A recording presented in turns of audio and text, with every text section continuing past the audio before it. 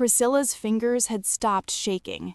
That was the part that terrified her most, not the bruise swelling beneath her left eye like a storm cloud rolling in, not the jaw that screamed every time she swallowed, not even the crack she'd felt somewhere deep in her wrist when Victor had slammed her arm into the doorframe.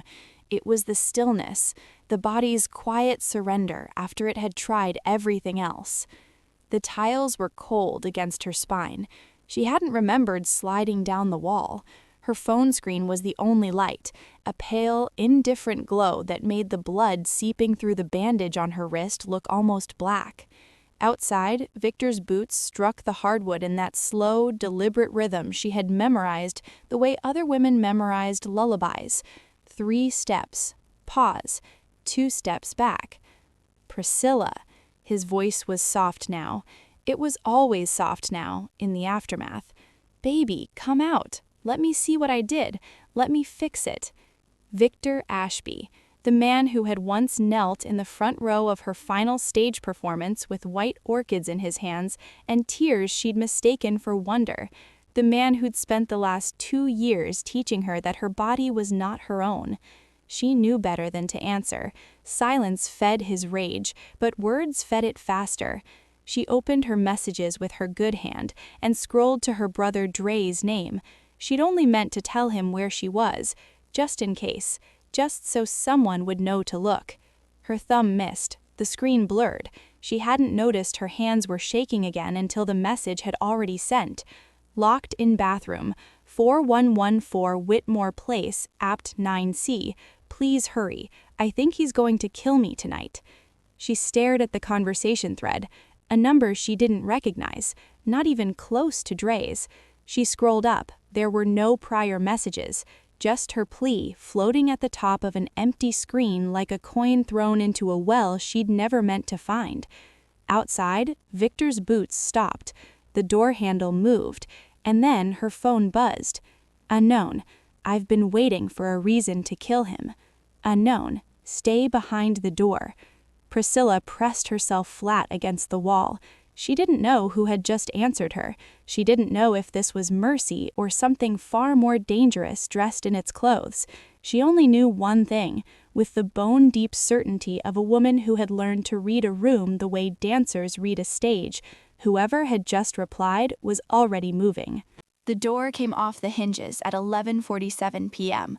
Priscilla knew because she'd been watching the bathroom clock, the small silver one Victor had hung crooked on the tile wall and never bothered to straighten, counting the seconds between his silences, the way you count seconds between lightning and thunder, trying to measure how close the storm was. Turns out, it was already inside the room. The first kick shuttered the frame, the second split it. By the third, Victor's shoulder finished what his boot had started, and the door swung inward with a crack like a gunshot, and then he was there, filling the doorway the way he always filled every space he entered, too large, too loud, the oxygen suddenly somewhere else. I told you to open the door. He wasn't yelling. That was the thing people never understood about men like Victor. The volume wasn't the warning, the quiet was. Priscilla didn't move. She kept her back against the far wall, phone face down against her thigh, and she looked at him the way she'd learned to, not at his eyes, never directly at his eyes, but at his chest, watching for the breath that meant a decision had been made. You texted someone. Not a question. He'd heard the buzz through the door. She watched his chest expand. Who did you text? No one, she said. I was trying to call you. The lie came out clean. 2 years of practice. He took one step into the bathroom, and Priscilla braced, and then every light in the apartment went out. Not a flicker, not a surge, a clean, deliberate cut, the kind that didn't come from a blown fuse, the kind that came from a decision made outside. Victor went still, and in that stillness, Priscilla heard it, a sound so out of place in the geography of this nightmare that her mind almost refused to process it. Tires.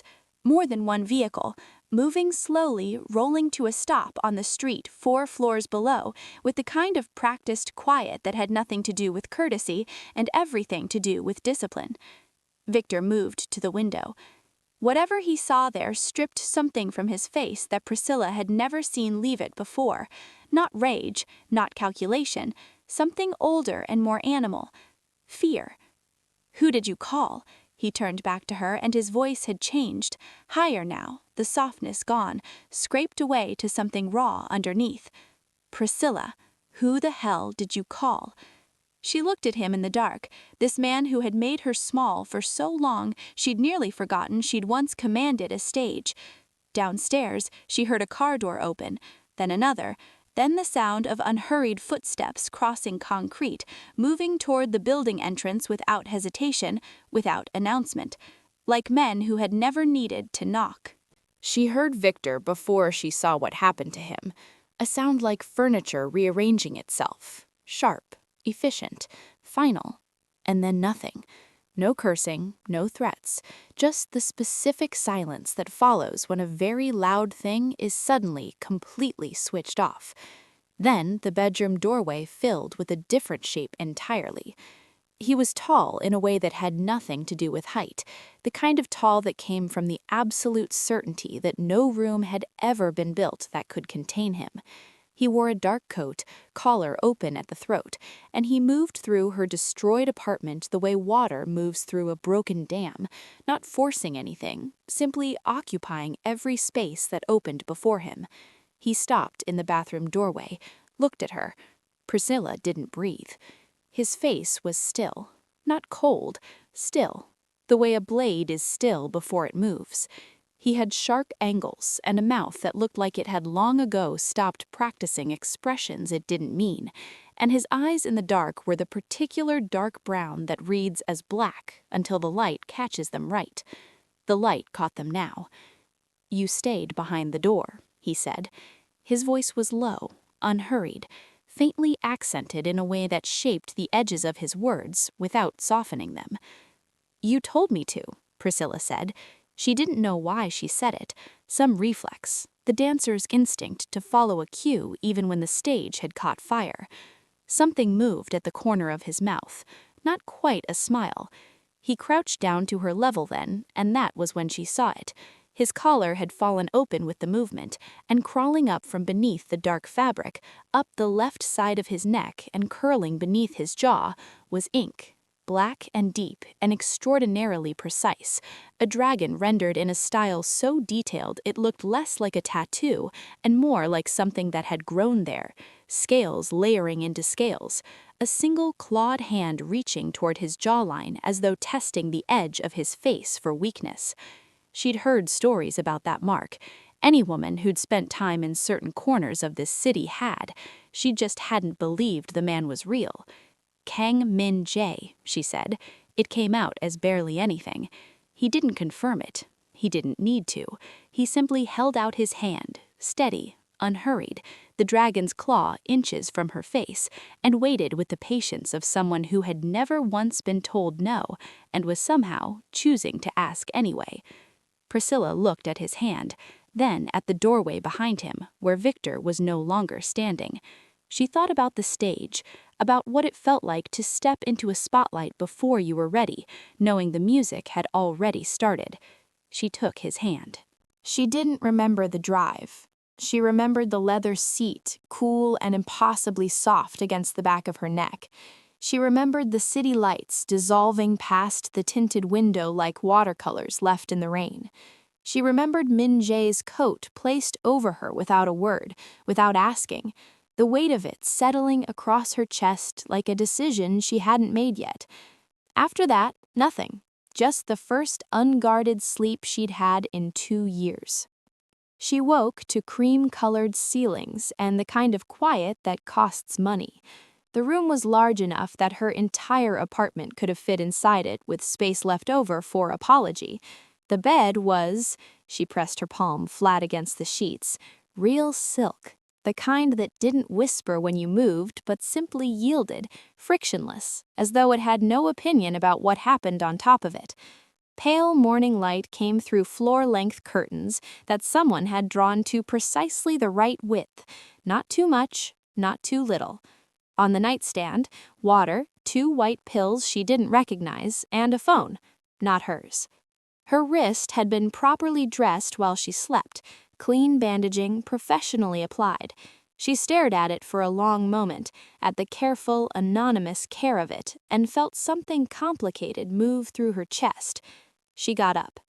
The room had a bathroom larger than her old living room, a closet stocked with clothes in her size that still had their tags, and a window that looked out over a private courtyard surrounded by high stone walls. She stood at the glass for a long time, watching a man in a dark jacket circle the perimeter below with the relaxed, continuous vigilance of someone doing it for the fourth or fifth time that morning. She tried the door to the hallway. It opened. That surprised her. She stepped out onto a corridor lined with dark wood and low light, and within 4 seconds a young man materialized from an alcove she hadn't noticed and bowed slightly, hands folded in front of him. "Good morning. Mr. Kang asks that you eat before moving through the residence." A pause, perfectly calibrated. "He also asks that you do not approach the east wing or the lower level." "And if I do?" Priscilla asked. The young man smiled pleasantly. "Breakfast is prepared whenever you're ready." She understood then. The door opened because a locked door would have been unnecessary.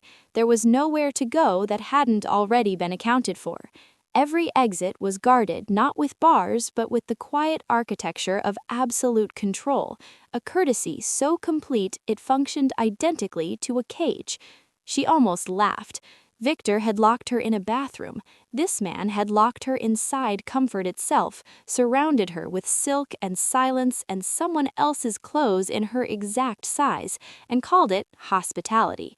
The frightening part was how much harder this one was to be angry about. She found out on a Tuesday. The young man, she'd learned his name was June, had left a tablet on the breakfast table beside her coffee without comment, screen already open, the way you set down bad news when you've been instructed to deliver it gently. She picked it up. It was a post. Victor's sister's account, public-facing, already with enough shares to have moved beyond containment. A photo of Priscilla from 3 years ago, bright-eyed, mid-laugh at some function she barely remembered, beside a more recent one Victor must have taken without her knowing.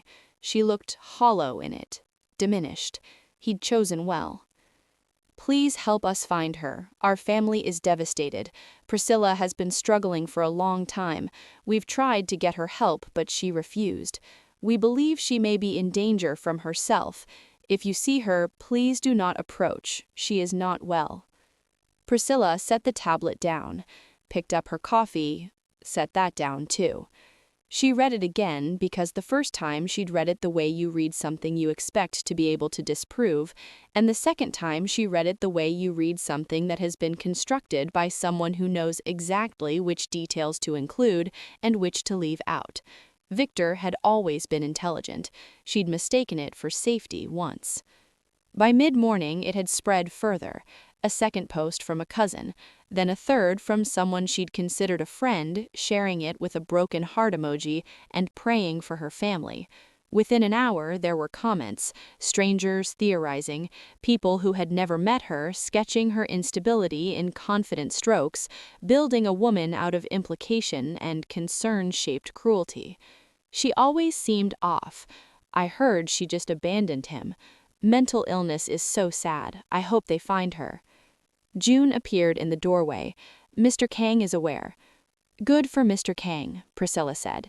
She didn't say anything else for a while. She sat with it, the specific, nauseating architecture of what Victor had built. He hadn't called her a liar. He hadn't threatened her publicly. He'd done something far more precise. He'd made her unbelievable before she'd had a chance to speak. Every word she might say now would be filtered through the story he'd already told. Unstable, troubled, someone to be pitied and returned, not believed. She thought about her mother seeing those posts, her brother Dre, who still didn't know where she was, reading strangers reframe his sister's suffering as illness. The rage, when it arrived, was quiet. That was new. Before, her anger had always come with shaking hands and the urge to disappear. This version settled in her sternum like ballast, like weight that made her harder to move. She picked the tablet back up. She would need to understand exactly what Victor had built before she could decide how to dismantle it. He found her in the third-floor room at 5 in the morning. She hadn't been able to sleep. That was still new, the not sleeping for reasons other than fear. This was something else, a restlessness she didn't have language for yet, energy with nowhere to go, coiled in her chest like a spring that had forgotten how to release. She'd been moving through the empty room the way she always did when words failed her. Not choreography, just motion, her body thinking out loud. Min Jae had stood in the doorway and watched without announcing himself, which she'd learned was simply how he existed in spaces. When she finally stopped and turned, he was holding something at his side. A blade, she realized. Slender, about the length of her forearm, the kind of thing that looked almost decorative until you understood the weight of how he held it. He held it out to her, handle first. "I don't know how to use that," she said. "I know," he said. "Pick it up anyway." She crossed the room and took it. It was heavier than it looked. Not heavy, just more present than she'd expected, the way certain things announce themselves through the hand before the mind has caught up.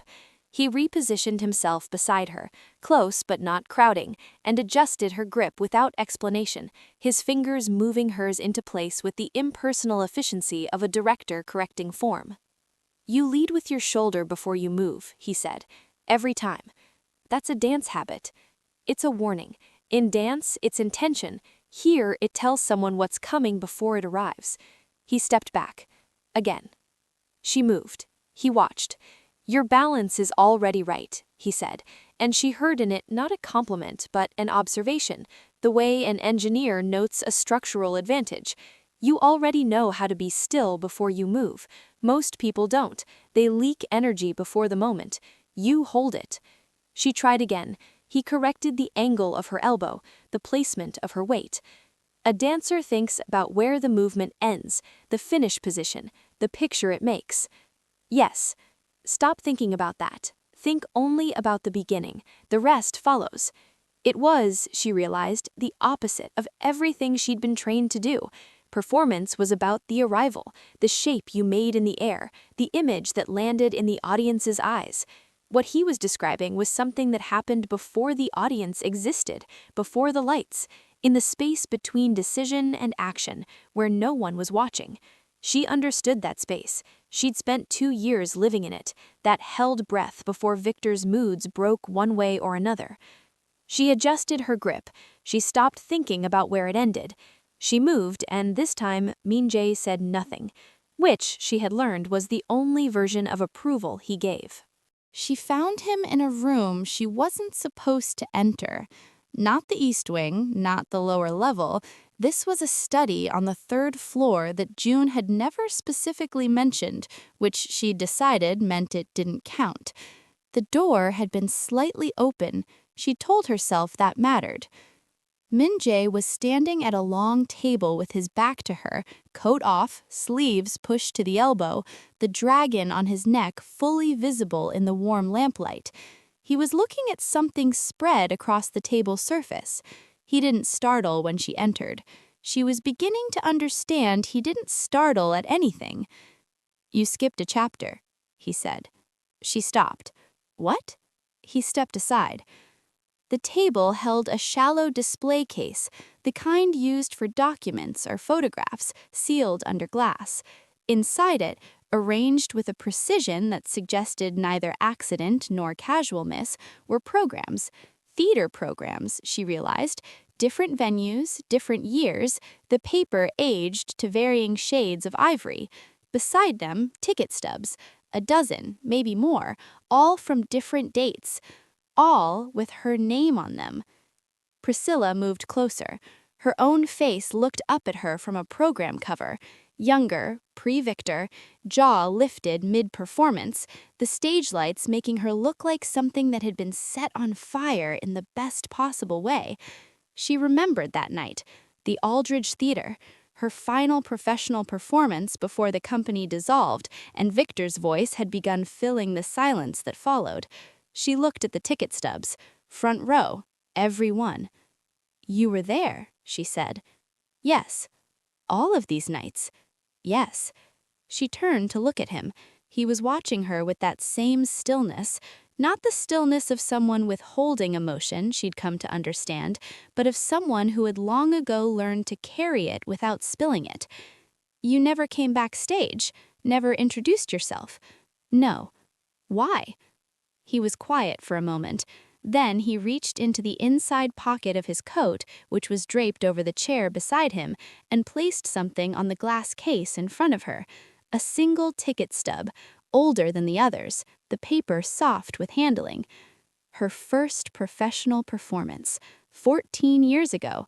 She'd been 22 and terrified, and so alive with it that the terror hadn't mattered. She picked it up carefully. I was there because you were extraordinary, Min-jae said. His voice carried no performance, no seduction, just the flat weight of a fact he'd carried a long time. Not because you were beautiful, not because I wanted something from you, because watching you move was the only hour in any given week that I remembered what it felt like to want something I couldn't simply take. Priscilla held the ticket stub. Outside, the city moved through its indifferent night. She didn't put it back down. It was Priscilla's idea. That was the part Min-jae couldn't seem to move past.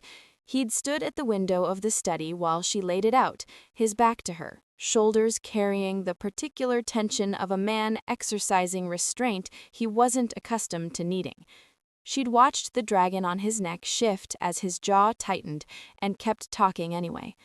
The logic was clean.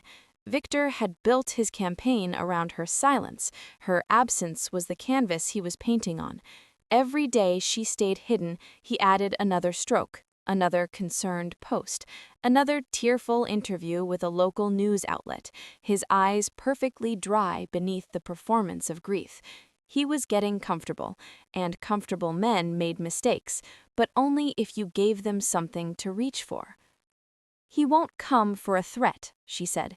He's too careful for that. But he'll come for me. No, Min-jae said, still facing the window. You haven't heard the rest. I don't need to hear the rest. Min-jae. She said his name the way she'd learned to say it, without apology, without softening. It had taken practice.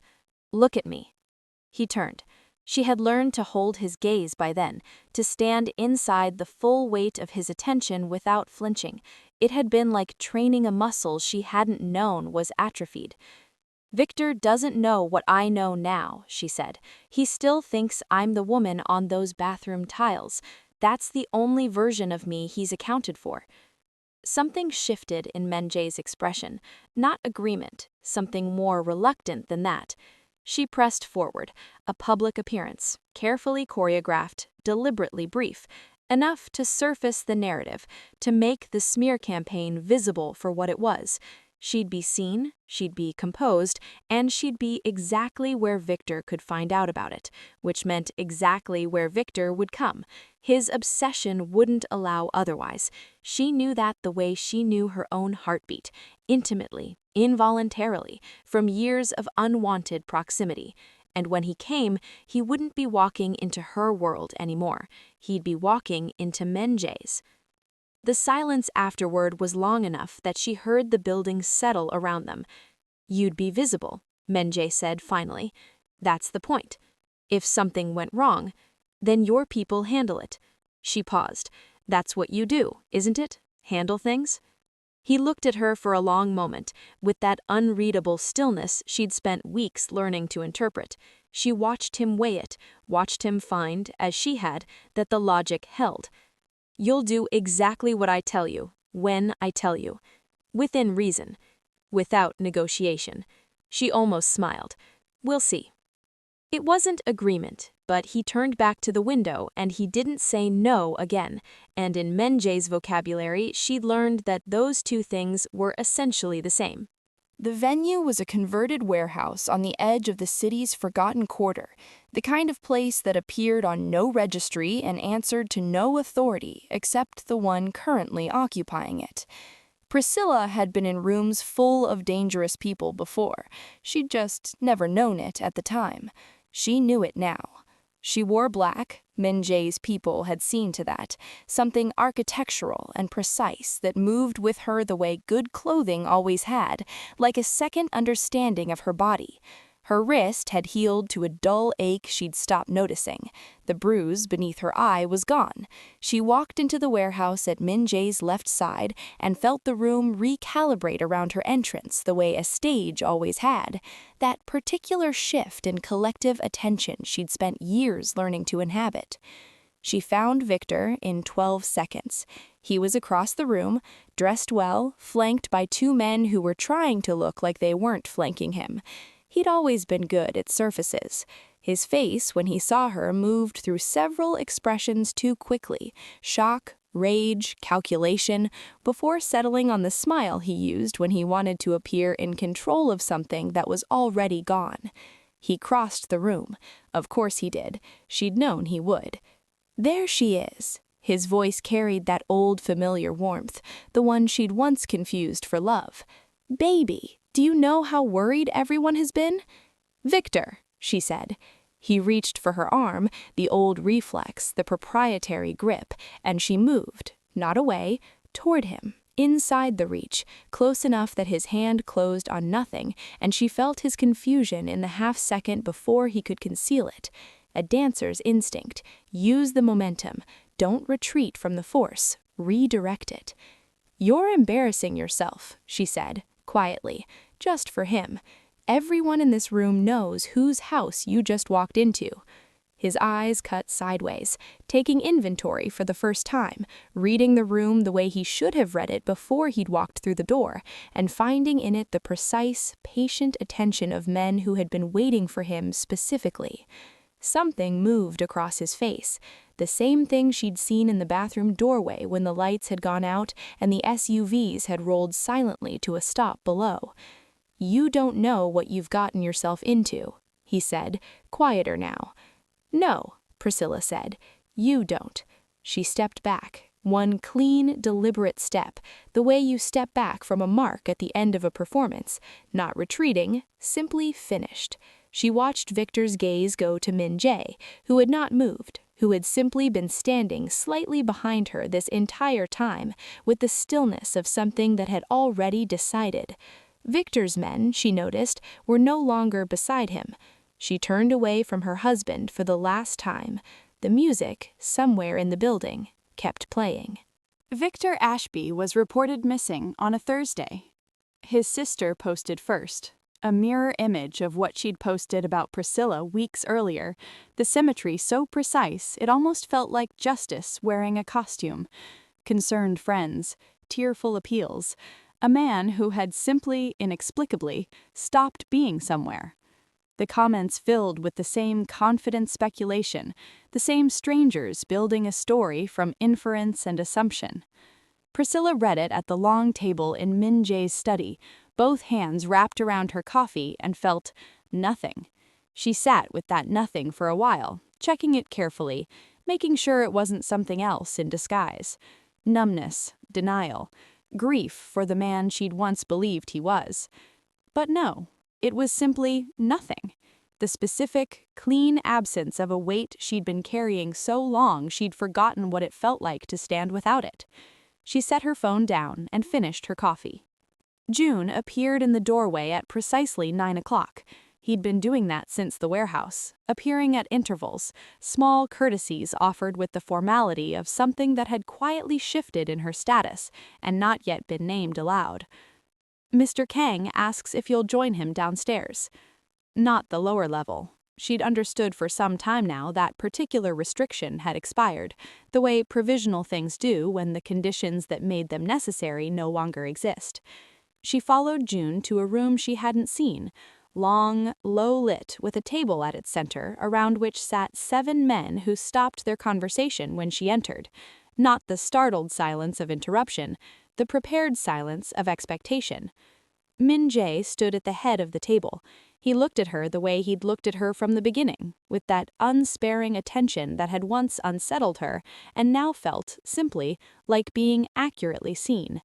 He gestured to the chair at his right hand. She crossed the room and sat down.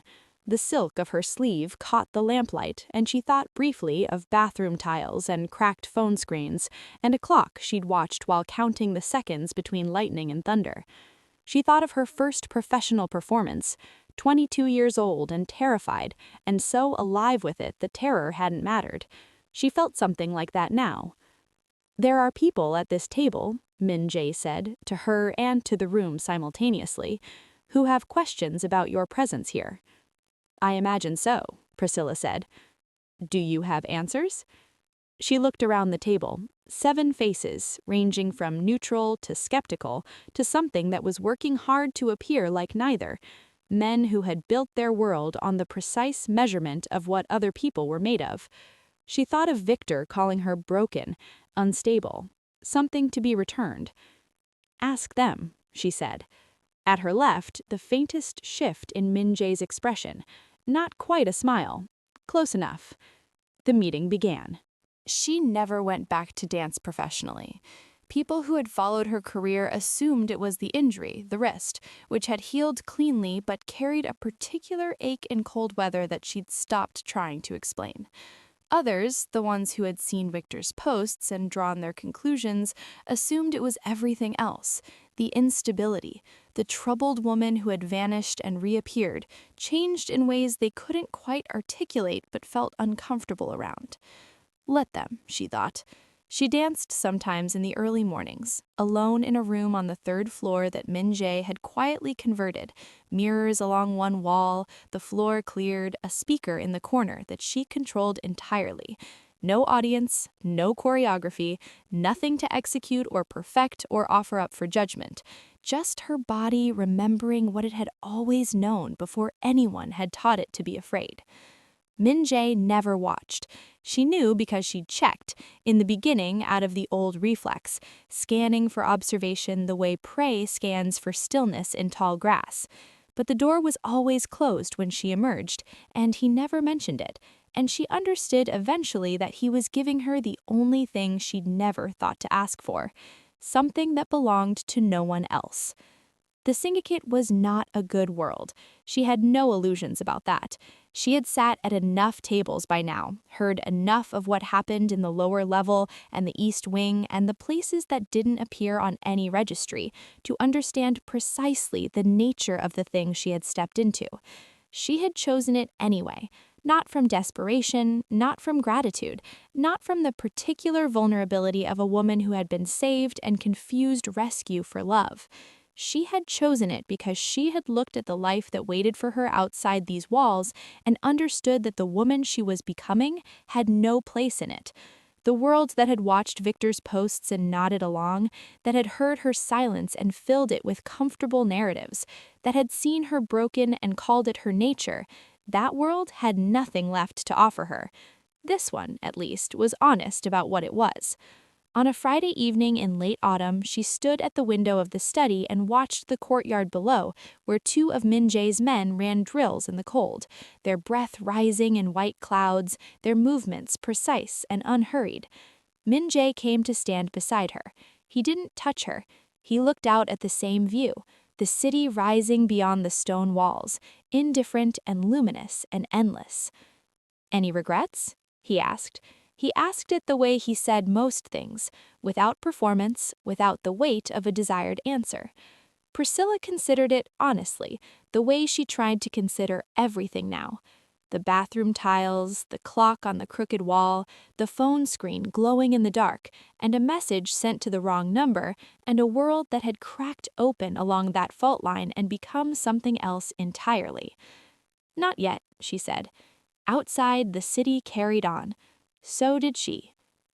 And if Priscilla's story moved you, if you found yourself holding your breath in that bathroom, or smiling when she took Min Jae's hand, or sitting up straighter when she walked into that warehouse, then you already know this is the kind of story that doesn't let go easily.